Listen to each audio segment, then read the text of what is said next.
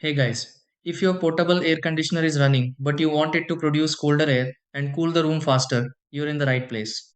A portable AC doesn't usually need more refrigerant to cool better.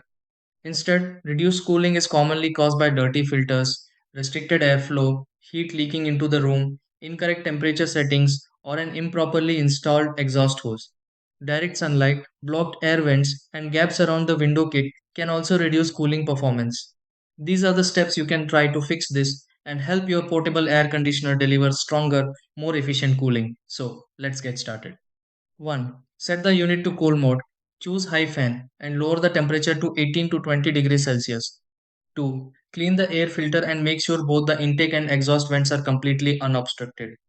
3. Keep the exhaust hose as short and straight as possible to improve heat removal. 4. Seal the window kit completely and close all doors, windows, and curtains to keep heat out. 5. Leave at least 20 inches 50 centimeters of open space around the AC for unrestricted airflow.